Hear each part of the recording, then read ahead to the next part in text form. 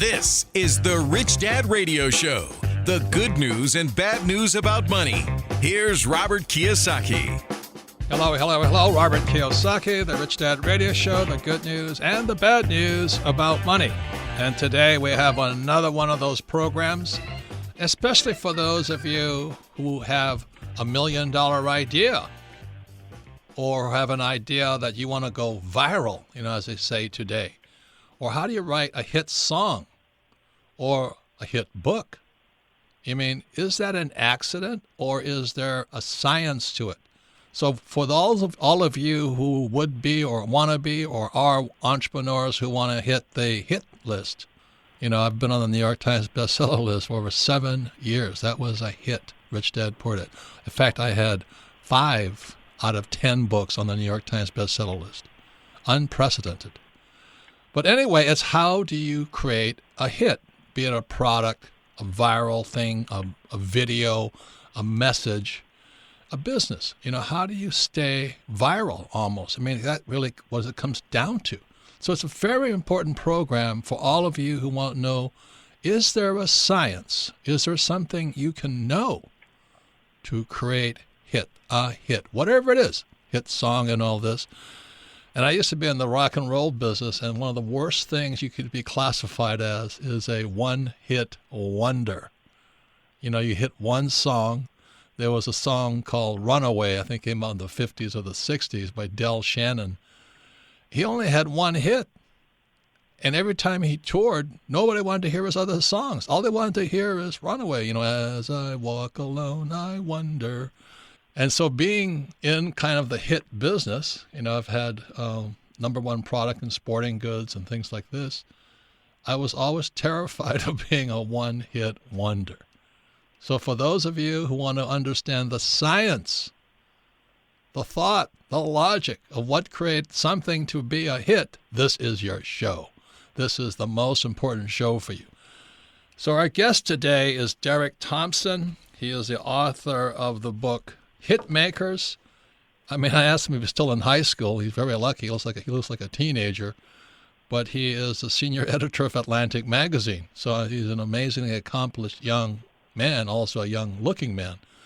And his book, Hitmakers, is a must for all entrepreneurs, singers, marketing guys, anybody who needs to create a hit or create some buzz or have people pay attention to you. So Hitmakers by Derek Thompson.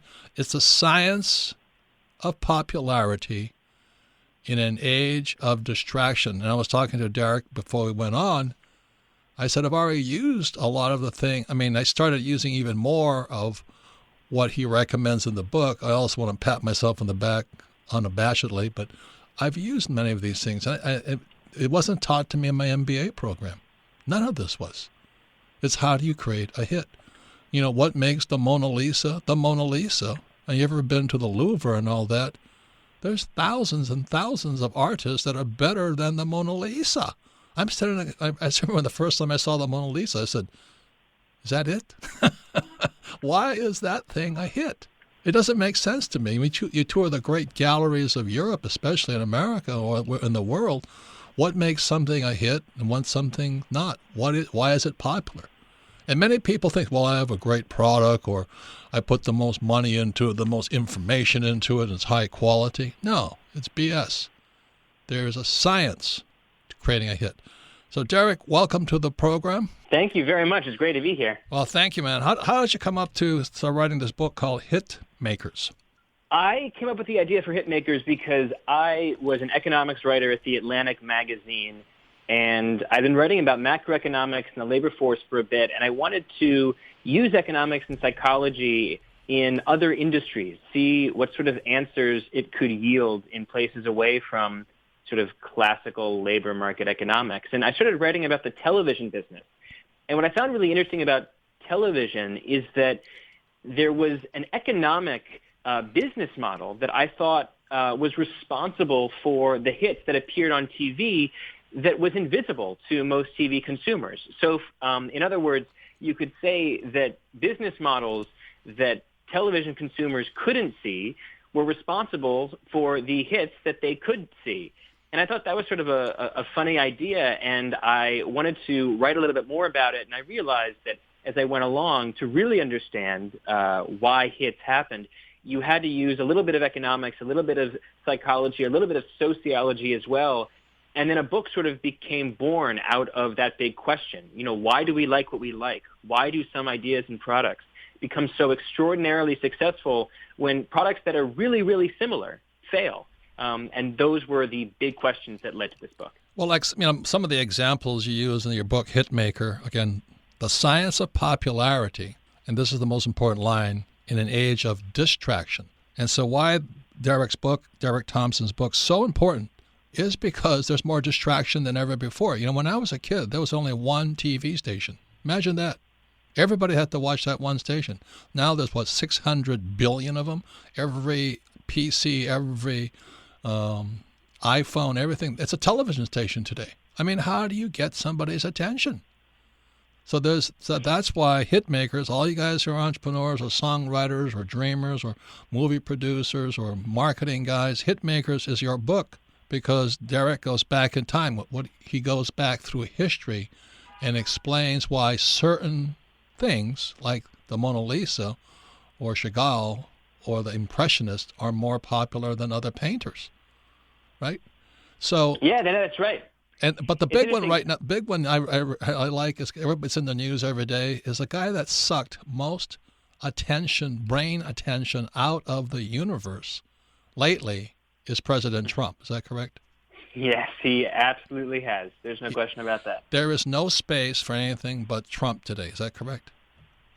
That is right. The human brain is technically real estate, and the president, before he was the president, was a real estate mogul, and you could say that his greatest ever acquisition was essentially the mind space of every single American for the last 18 months. Yeah, and so I'm going to say the reason Trump is important is because I can't get any PR time. I used to depend upon going on to Fox and Friends and all this stuff and, Cavuto's show, but they don't talk anything about Trump today. So what did he do? So that's a great question. What is Trump doing that makes it so impossible for us to stop paying attention to him? I think on the one hand, one thing that Trump definitely realized is that the media is obsessed with covering relatable, outrageous controversies. And during the campaign trail, when the Republican primary was so full of people, he was really, really talented at coming up with some new controversy every single day so that MSNBC, CNN, and Fox News just had to cover him. And one thing I found really interesting is that, typically throughout presidential history, it's the candidates with the most amount of money that have been able to run away with these primaries. People like, Jeb Bush or Marco Rubio, who had the most money from the big-time donors. Trump did not have that much money. He didn't spend that much money, but he didn't need to. And the reason he didn't need to is because he got a bunch of free coverage, free media, free advertising from the cable news channels. And so he sort of co-opted these distribution networks that already existed in order to distribute his message. And I really think that in many ways, if you think about the fundamental challenge of any media company today, what is it? It's precisely that. It's to co-opt distribution channels that you don't control. Everybody, get people you don't know to tweet about you. Everybody listen. Everybody listen. That is the key word, is distribution, not product. A lot of guys come up to me. I have a great product. I say, well, what's just how are you going to distribute it? Oh, it's a great product. It's got high quality. But anyway, the thing I'm interested in about Trump, he called people names. That he calls Marco Rubio, who had millions and millions and millions of dollars, he calls him Little Marco. And then Jeb Bush, who had a war chest that was bigger than the U.S. Treasury, he calls him Low Energy Bush. What was that doing? Yeah, it was incredibly childish. That's certainly true. It's interesting. I think that I'm in the media, right? Like, I live in New York City. I'm a part of the media establishment that Trump says he hates.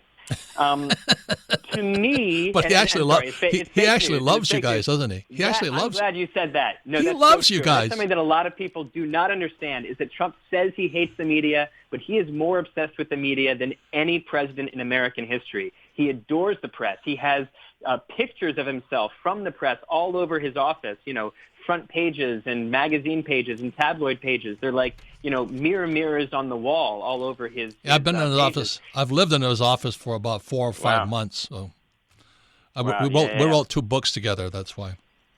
So I know I'm not popular with the media either. So anyway, except for Fox. That's crazy. That's really interesting. So I think what's really important to point out, though, is that to someone like me, Trump is utterly shocking. He's a novelty, right? You just don't have presidential candidates talk like this. He is weird. But to a lot of voters, he's not weird at all. He sounds like a friend. He sounds like an immature buddy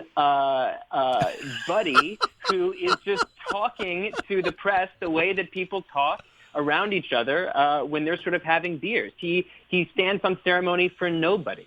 And I think that was really appealing to people. And more than that, very simply, at a policy level, I think it's important to point out that Trump espoused policies on immigration and on Muslims and even on race in the U.S. And women.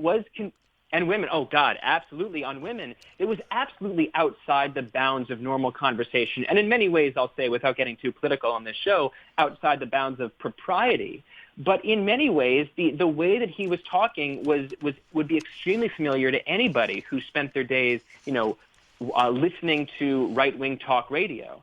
And so I think that one big idea in my book is that fundamentally, even though people like to think that they're into novelty, they're into originality, they love new things, fundamentally we're suckers for the familiar. We like familiar ideas and familiar products, particularly when they have sort of new tweaks on them. And so to have an extremely familiar celebrity break all sort of political boundaries while espousing what are relatively familiar ideas to a right-wing audience, that is, I think, in many ways upholding a thesis of my book. Right, so in many ways, my book predicted Trump in a way that I guess I myself did not. Right, but the other thing you talk about is that, in today we have like the Kardashian Instagram post, or we could get something on the Drudge Report. But I think what you really are talking about is I couldn't wait to hear what Trump was going to say next. It was nothing relevant about the news. He was just he's entertaining. I couldn't agree more. Yep, I couldn't agree more. I mean, he was, and to a certain extent, he still is. Like, even though I think that his candidacy is and his presidency has put some people in danger, I think that people who despise the president are still waiting with bated breath for that morning tweet, right? I know. So in many ways, I kind of think it's like, when there's an enormous thunderstorm that's outside your window, like how kids love just like pressing their nose against the window to watch the lightning and to hear the thunder and watch the wind blow the rain. And at the same time, so there's amazement, but there's also a bit of fear, right? Like the thunderstorm might flood the house. Right. Like that's Donald Trump right now. Right. Like he might flood the house, but it's also kind of entertaining to put your nose against the glass and just watch the storm. It's Derek Thompson. His book is called Hitmakers. Very important book for any entrepreneur, has a product, a songwriter, marketing person, or somebody who just wants to get some attention in a world that's so overly communicated, so much distraction. How do you find somebody to pay attention to you? The book, again, is called Hitmakers, and when we come back, we'll be talking to Derek more, not about Trump, but some of the fundamentals, the science of popularity in an age of distraction. You're listening to the Rich Dad Radio Show with Robert Kiyosaki.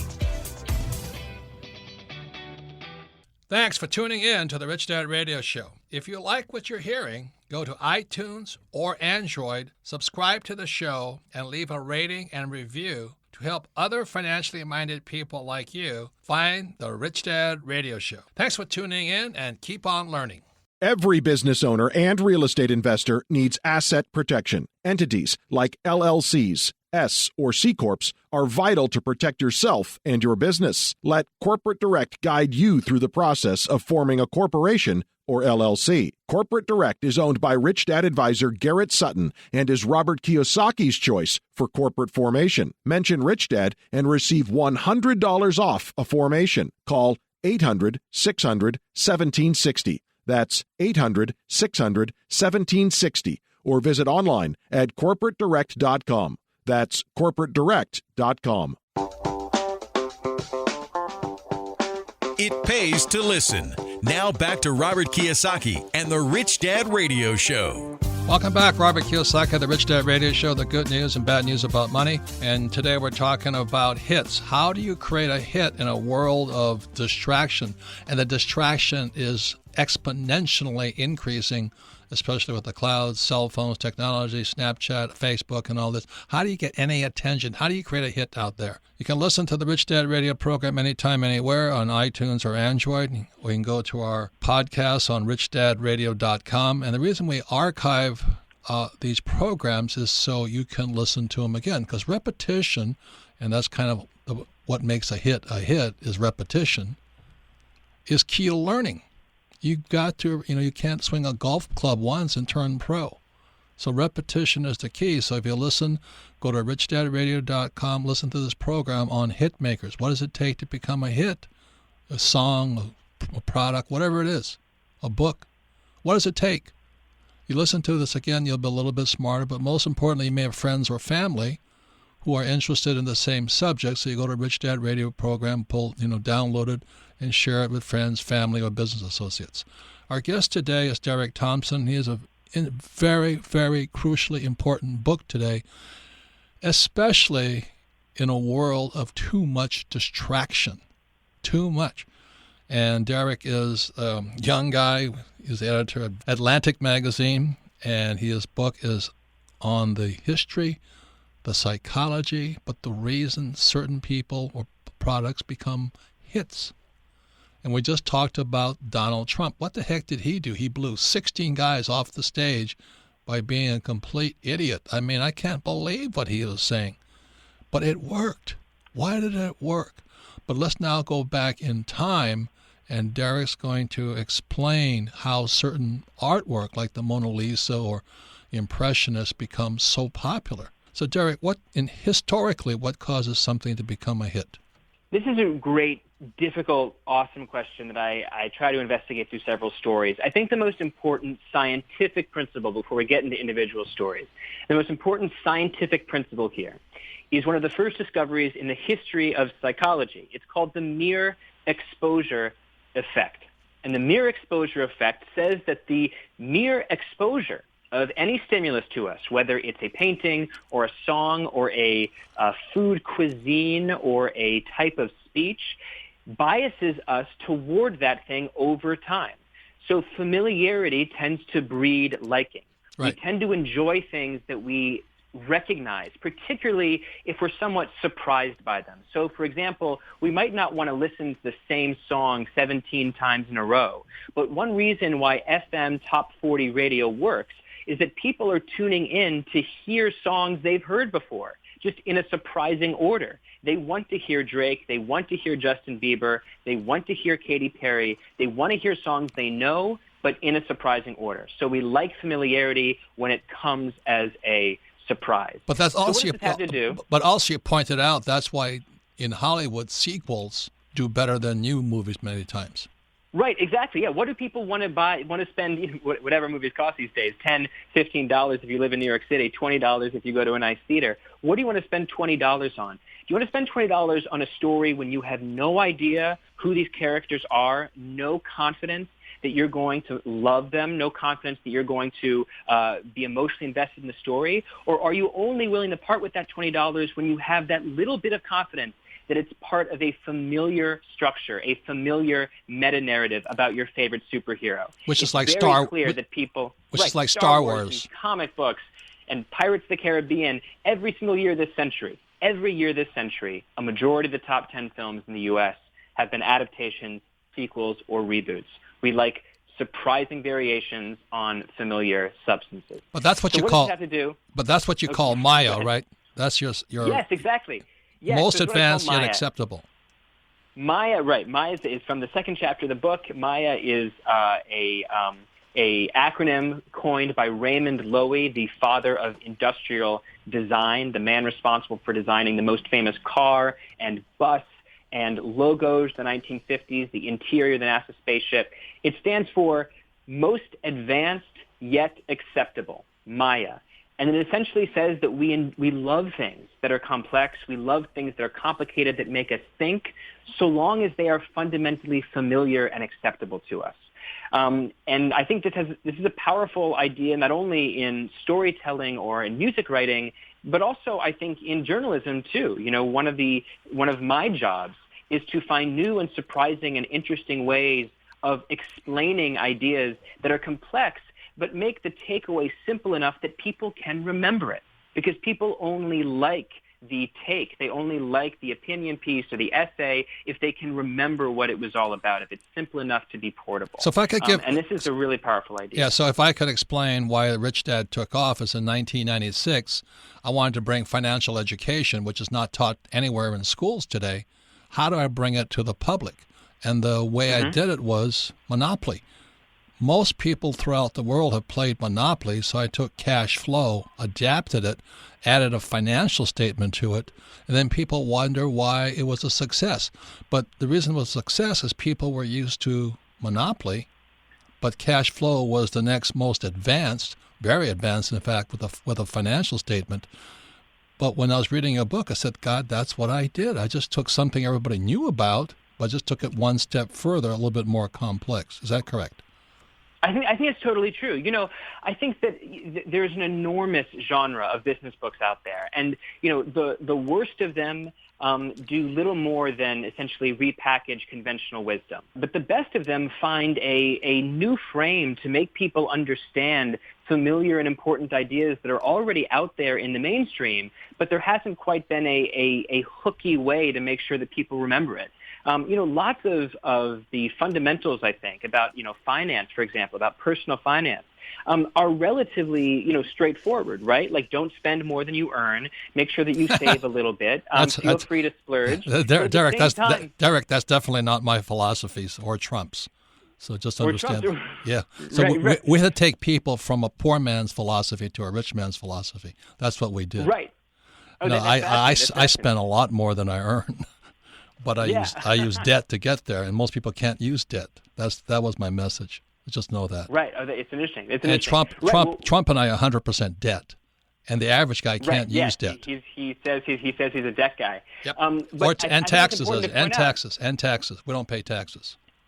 Okay. And that drives a lot of people crazy. Yeah, and I can imagine that. But fundamentally, though, I think that there's a handful of like important ideas out there in the world that are waiting for a good frame to make sure that people remember it. I think that many of the best writers are those who not only come up with the best ideas, but also come up with the most significant frames. It's both wait. Do you call it a frame? I called it a frame. Yes. It's also a context, right? Yeah, it's context. You can think of it as context, as marketing, as merchandising, or even as memory candy. Right. That's how I refer to it at one point in the book. That writing a book, I think a good book isn't just about coming up with the right ideas. It's also coming up with the right way to make sure that the readers remember them. Because a book is an 8-hour reading experience sometimes, or a 5 to 10-hour reading experience. People are only going to like it, though, if they come away with an insight that's maybe only 15 seconds long. So, some personal finance columns, some personal finance books' insight might be, spend less than you earn. Your book might be spend more than you earn, go into debt, use America's financial laws in order to get ahead, and take advantage of the rules that are on the books to become a rich person. Yeah, right? but the point not is that it only works if it's simple enough. But not written by rich people. That's the rich. That's why Trump and I get into so much trouble with the finance guys. Hey, once again, it's Robert Kiyosaki, the Rich Dad Radio Show. We're talking to Derek Thompson. What is the key to creating a hit? And his book is Hitmakers, A Science and Popularity in an Age of Distraction, because you have more competition today. Well, let's go back to the thing about the hit. When we talked about the Mona Lisa versus all this, there's a science to it. And I want to promote your book, Hitmakers, because for those of you who want to understand how it's done, Derek has gone through history. We just talked about Trump. We talked about my book. But we've got to understand how they did it through history. So what makes the Mona Lisa or other artwork more popular than others when there's better artists out there?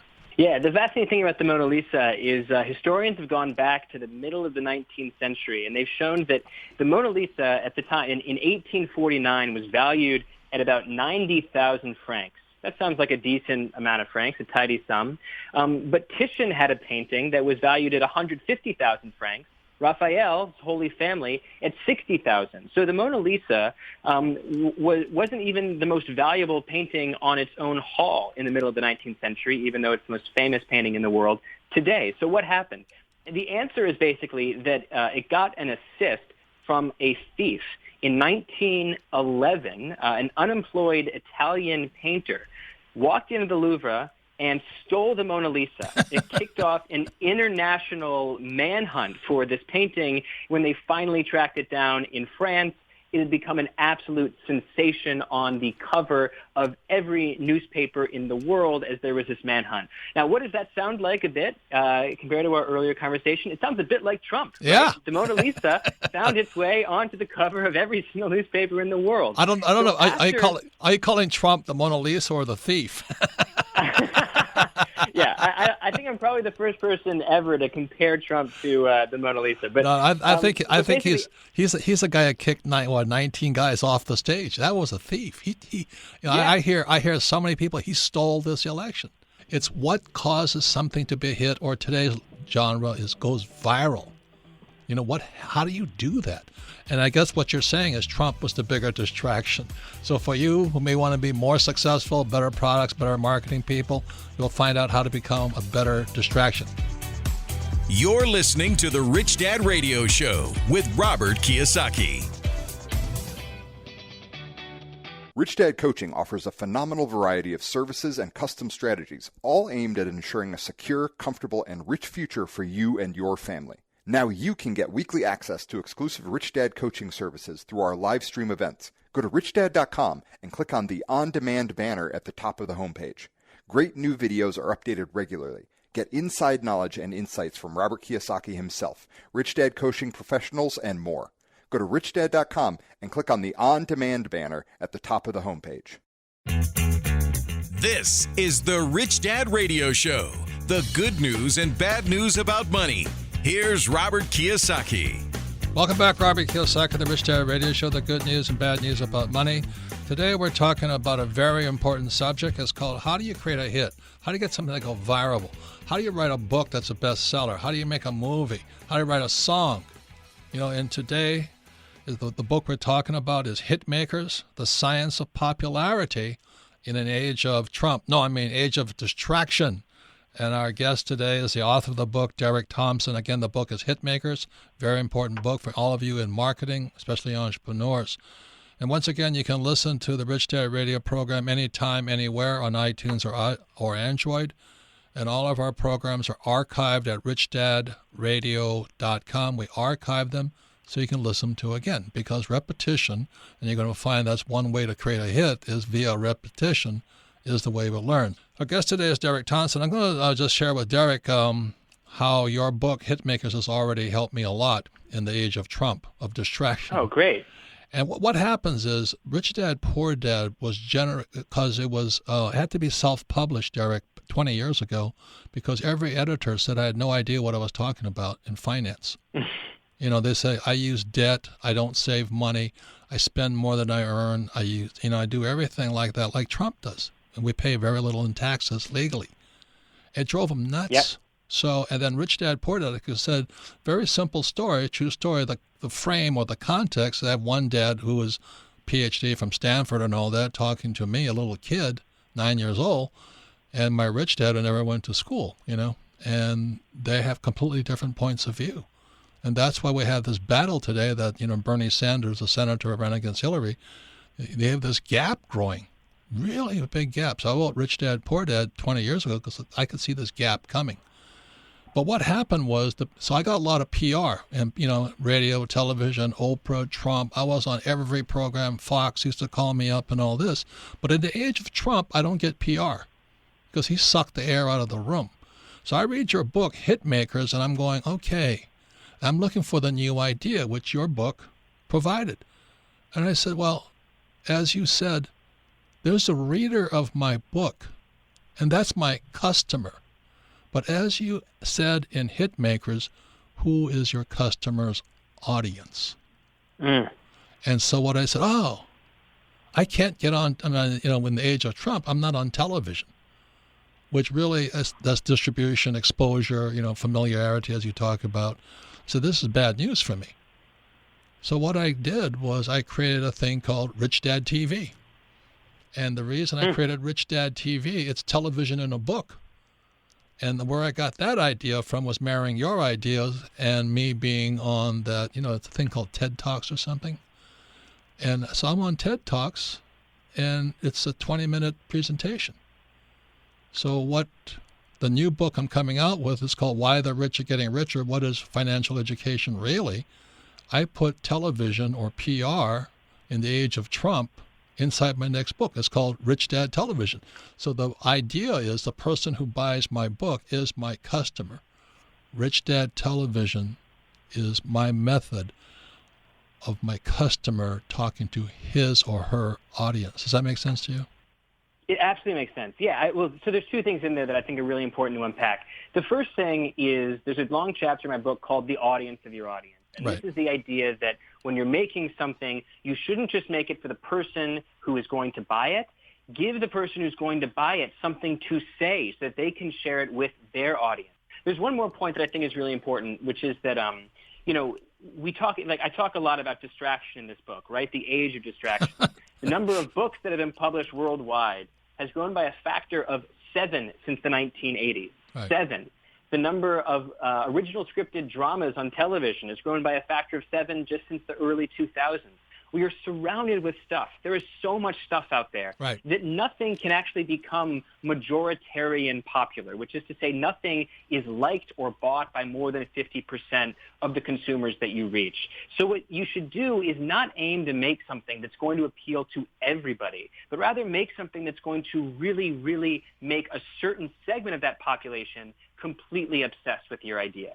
And that, I think, is how hits are most reliably made. Even if a book sells, 1 million copies, it's a little bit less than yours, but it's still quite a lot. Let's say it sells 1 million copies.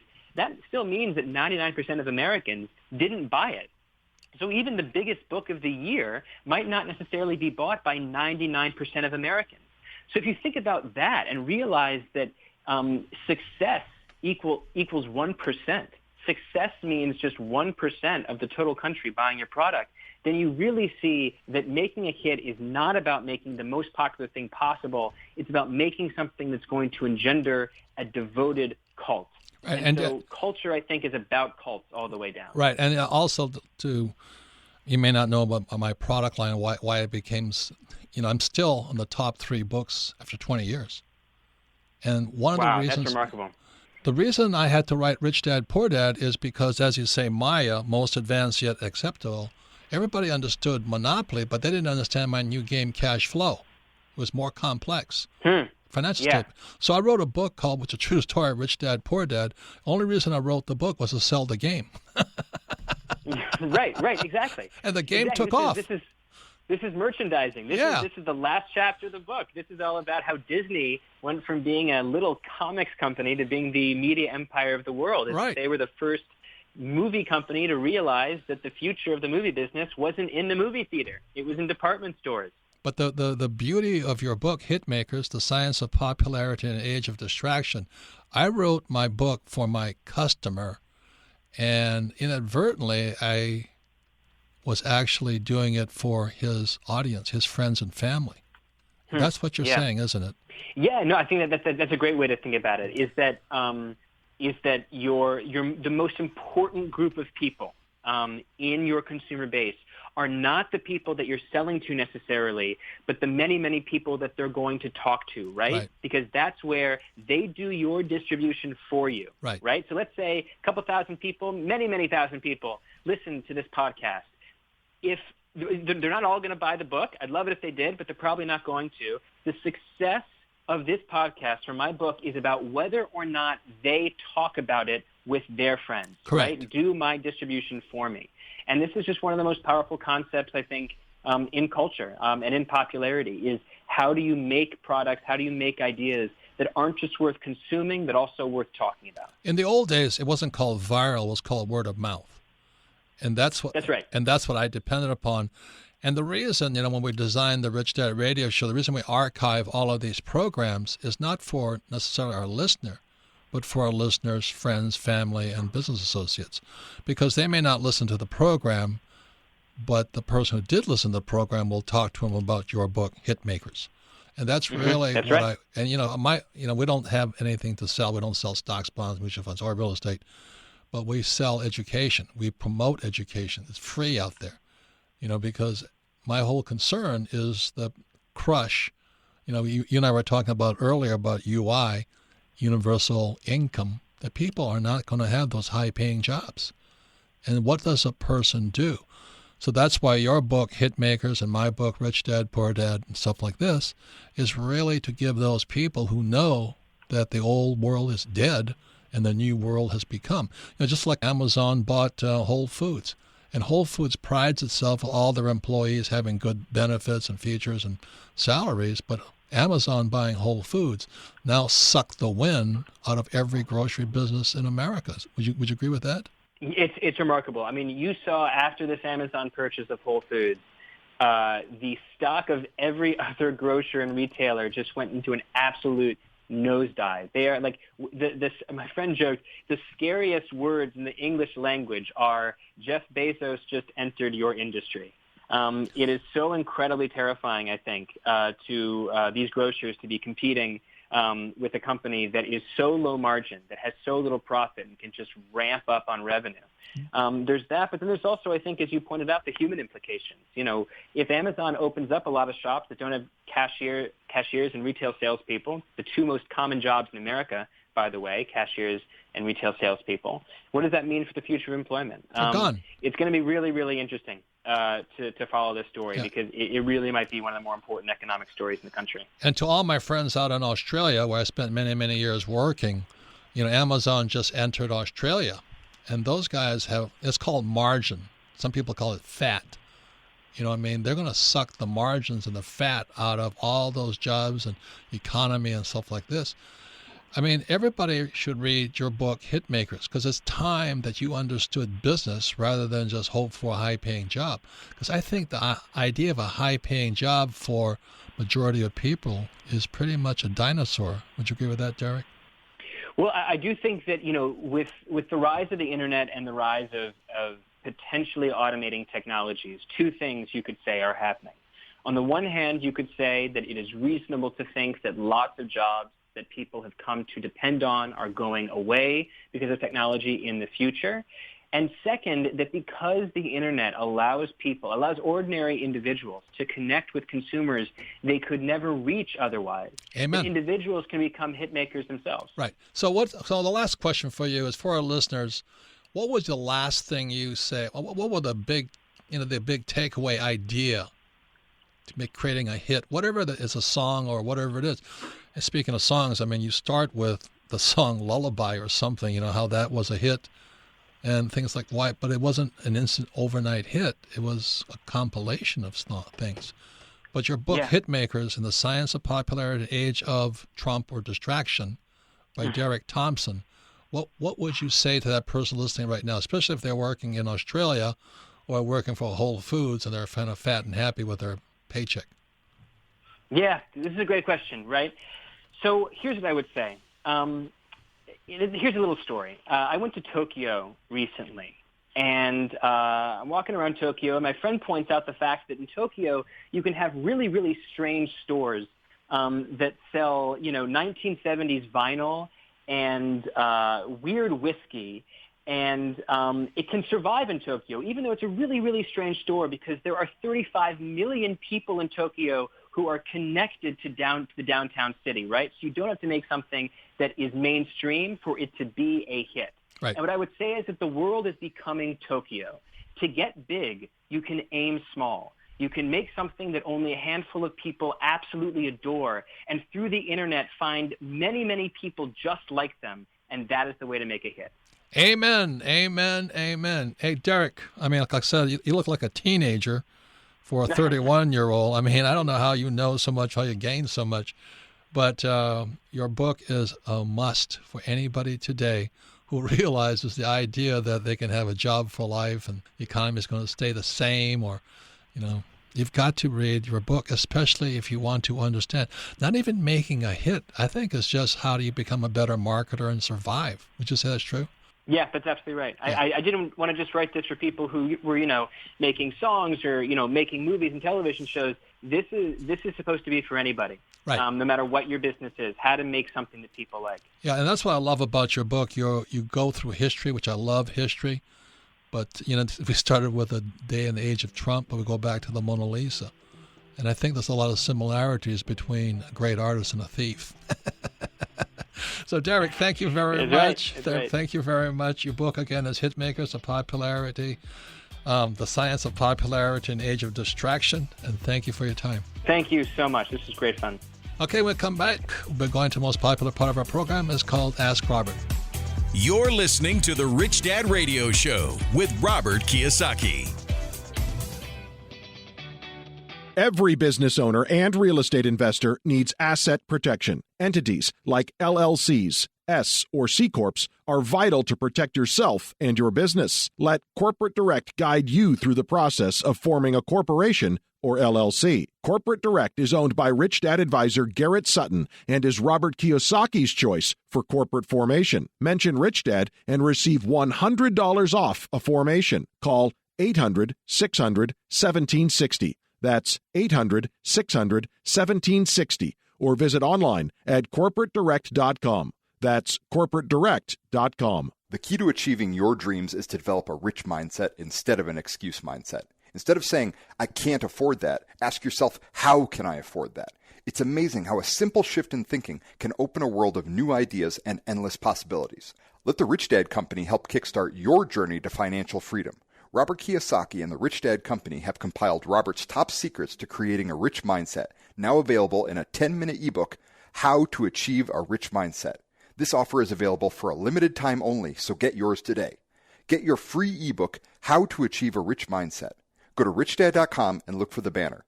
Again, this is available only for a few days, so act fast. Go to richdad.com and look for the How to Achieve a Rich Mindset banner.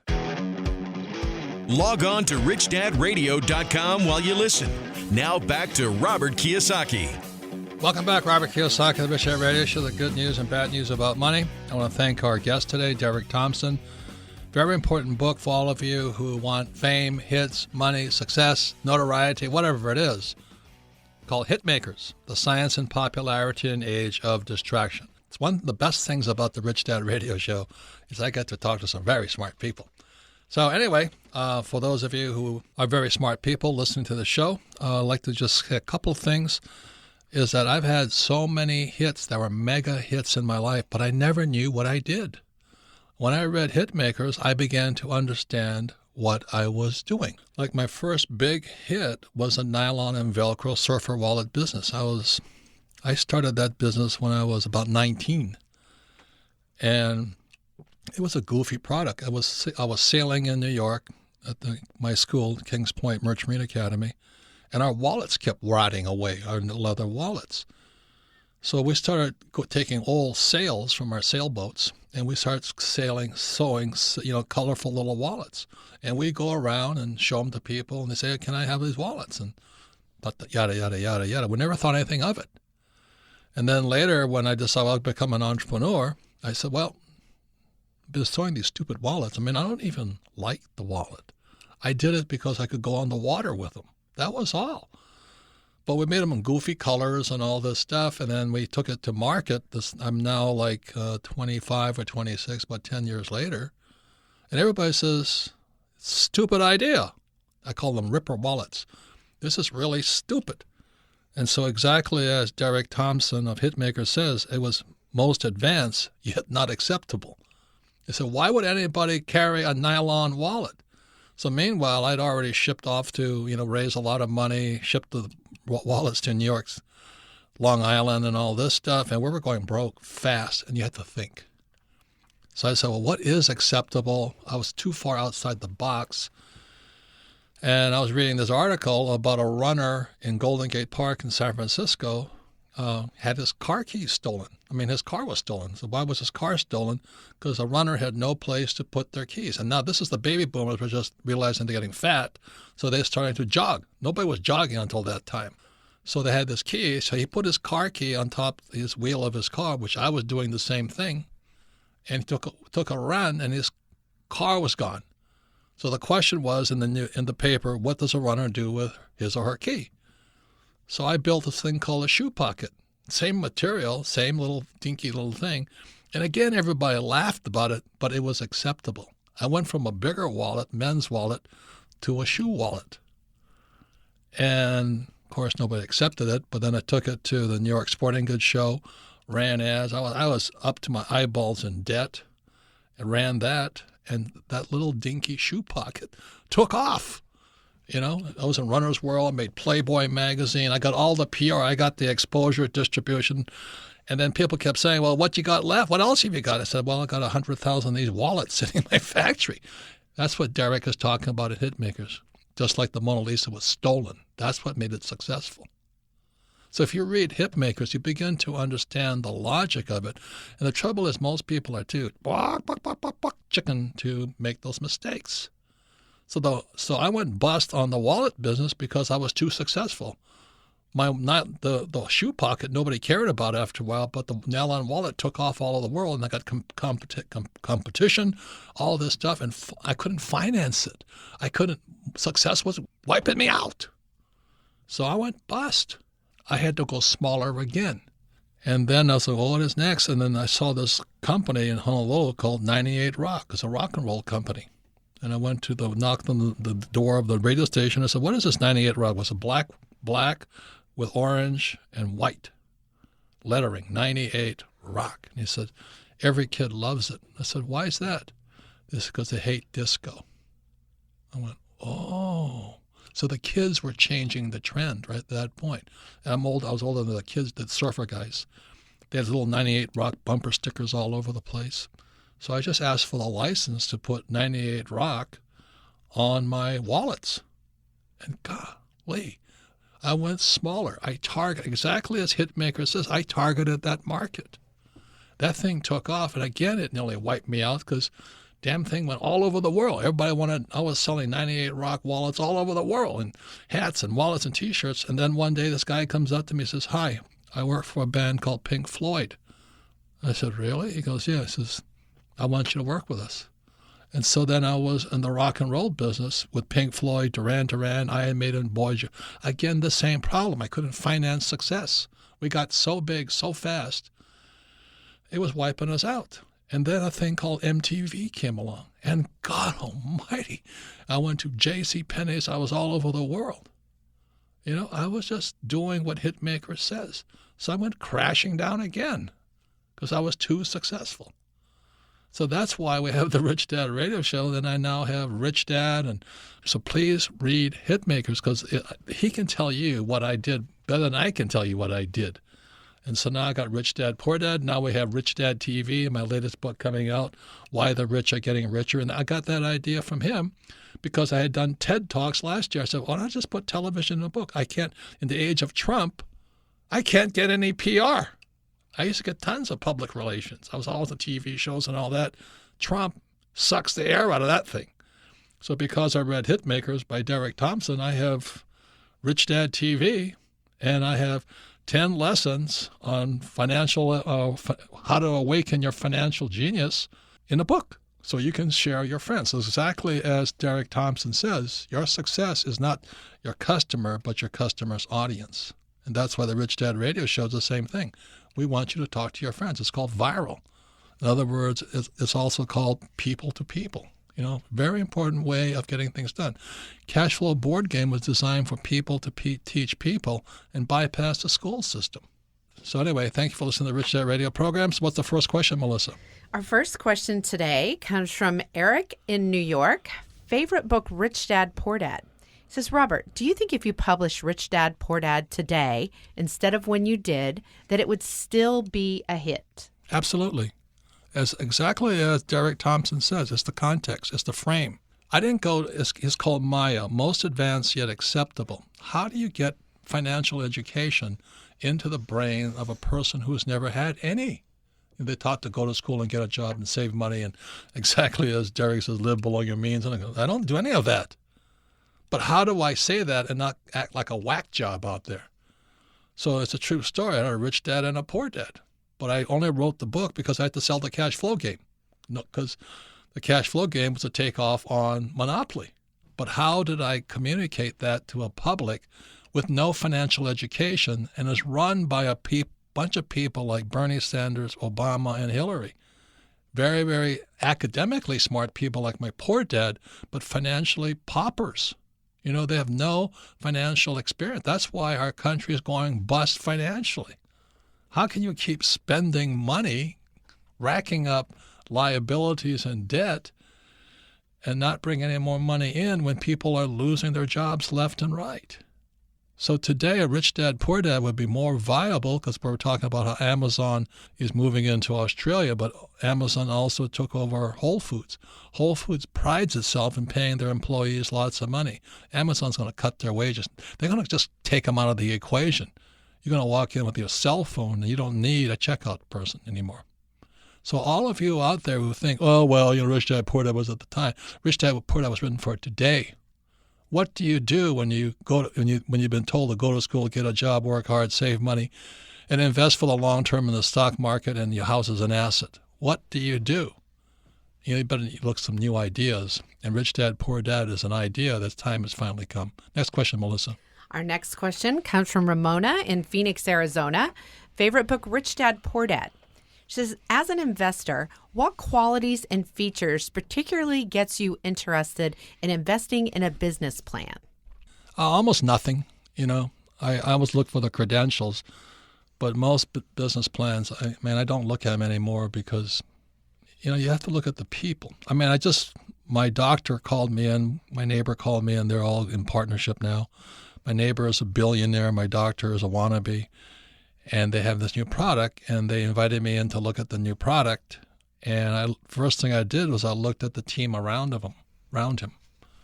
So this is right across the street from me. And the people were all losers. I hate to say that. I mean, I couldn't believe the team they had assembled. I mean, they were all employees who needed money. So one of the things I look for, you can watch Shark Tank, you'll see the same thing. You know, most people want the paycheck. They don't want to really start a business. So when I saw that, you know, I was a typical jerk I am. So my friend who's a billionaire is financing this doctor, and he assembled his team of wannabes. None of them had any real experience, and all they cared about was their paycheck. When I saw that, I lost it. Kim had to drag me out with a choke chain, you know. I said, you're ripping her off. My friend was a billionaire. You're ripping her off. And she didn't earn the money either. She inherited it. Well, she actually divorced her husband for it. So none of them had any real entrepreneurial experience. They all claimed to be, but they weren't. They wanted that paycheck. So once I smell that, I'm out of the deal so fast. And unfortunately, the business failed. And they don't talk to me anymore. I mean, I lost some good friends. Kim still puts me on a muzzle and a choke chain when I go out. But anyway, I thank you all for listening to the Rich Dad radio program. You'll hear my ideas and all this. But anyway, it's an exciting time because as Derek Thompson and Hitmakers are talking about UI, which is universal income, it means how do you survive when you don't need workers? I think that's the most important question. So his book, Hitmakers, The Science of Popularity in the Age of Distraction, very important book. I thank him for that. And all of you who are listening, you can submit your questions to AskRobert@richdadradio.com. And I thank you for listening because this is not a time to be going back to school and hoping for that mythical, magical, high-paying job or investing for the long term in the stock market because it's about to go down. Thank you for listening.